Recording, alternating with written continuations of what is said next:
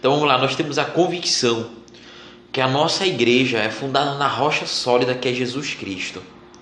Não é? E alguns podem estar perguntando, sim, tá certo, com certeza pode ser, apesar de tudo e tal. Mas e essa figura do Papa? Onde é que está escrito que Pedro foi Papa, que não sei o que, se precisava ter esse Papa? Não é? E aí as Sagradas Escrituras, ela vem de um modo tão especial demonstrar essa autoridade, essa condução, esse direcionamento da igreja peregrina em Pedro, que até após a ressurreição, aquele homem que negou Jesus 3 vezes é chamado a afirmar mais uma vez a sua fé, a se reerguer da sua queda e dizer: Jesus, eu te amo, eu te amo. E Jesus coloca: apacenta os meus cordeiros. Não é? Então, a fonte das Sagradas Escrituras. E além do mais, nós temos a tradição. Nós não recorremos também aos escritos da patrística, né? Aqueles primeiros padres, os primeiros pais da nossa fé, que após a sucessão apostólica conduziram a igreja peregrina.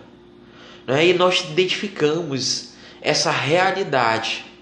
Já com o Papa Silvestre I, a utilização do termo de cardeal.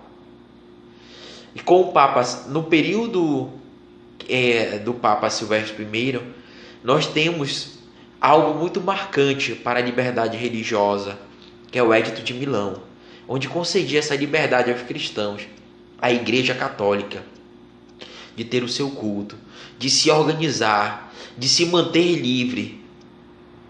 E a partir daí, nós temos já, em 325, no Concílio de Nicéia, essa condução da igreja. O Papa Silvestre I não pôde estar presente, mas encaminhou emissários. Tamanha a relevância. E dali se colocou nessa organização também da própria igreja, de uma forma muito clara. Se guardou a fé, pois ali se combatia o arianismo. Aquela fé que Pedro, pela ação do Espírito Santo, revela: quem tu dizes que eu sou? Quando Jesus interpela isso a ele, ele diz: tu és o Filho do Deus vivo. Ou seja, a natureza humana e divina. Está vendo como isso é tão presente, tão forte na igreja? Que essa afirmação de fé, ela precisa ser firmada entre os homens que compõem a própria igreja. Vamos ao arianismo, o gnosticismo. E no Concílio de Nicéia de 325, esta mesma fé, proclamada por Pedro, compreendida de forma tão forte na igreja, precisa ser defendida, mantida, assegurada. Aí nós temos toda a relevância da nossa unidade enquanto igreja, na figura de Pedro, na figura do Papa, nessa condução, na sua profissão de fé. Então essa estrutura orgânica, por que orgânica? Porque é uma estrutura viva, que ela vai cada vez mais respondendo ao mundo aquilo que é necessário resguardar. E aí nós temos já a figura do Papa. Não de uma forma como alguns querem colocar, impositiva, escrita já na Sagrada Escritura, mas não, na história da igreja, na condução da igreja. Então essa escolha, essa predileção, foi confirmada por Jesus, essa estrutura. E a igreja reconheceu isso, viveu isso, até que nós chegamos realmente à utilização do termo de cardeal, ao colégio de cardeais, como uma forma assim, de se manter essa organização, esse salvaguardar a nossa doutrina, a nossa conduta, as questões de fé, esse direcionamento. E repitamos, não se trata de uma imposição de alguém autoritário. O Papa fala enquanto igreja, enquanto unida ao corpo de Cristo, nas questões de fé e moral, sempre tendo a relevância dos evangelhos, dos ensinamentos da justiça, do direito, dessa dignidade de filhos de Deus, que a igreja nos coloca.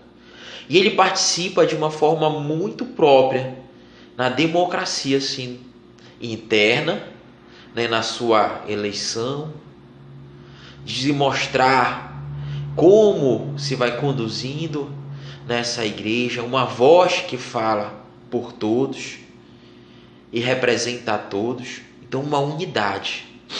E essa unidade é que hoje nós temos que ter muito firmes, enquanto católicos. Compreender o que nos identifica como cristãos, como católicos. Colocar sempre em primeiro lugar os valores da dignidade da pessoa humana, pois assim quis Deus para os seus filhos, para as suas criaturas. E manter toda uma harmonia com o mundo criado por Deus. E é essa finalidade que hoje nos guarda quanto igreja. E no próximo vídeo, a gente vai colocar o papel da igreja no mundo. Então nós já sabemos que ela é edificada na rocha, que é o próprio Cristo, que tem na figura do Papa a sua unidade de magistério, a sua unidade de conduta, de moral, pois ele fala pela igreja. Ele fala pela ação do alto, pela ação do Espírito Santo. E nisso é que nós temos que firmar a nossa identidade, para mantermos um diálogo. Por isso o católico ele deve sim confirmar a sua fé. E aqueles que hoje não mais estão na sua livre adesão à igreja, que revejam, que revisem e não se deixem levar pela história apenas do mundo, que nos coloca as autoridades de uma forma impositiva, mas que perceba na história viva da igreja como ela vai se alicerçando nesse direcionamento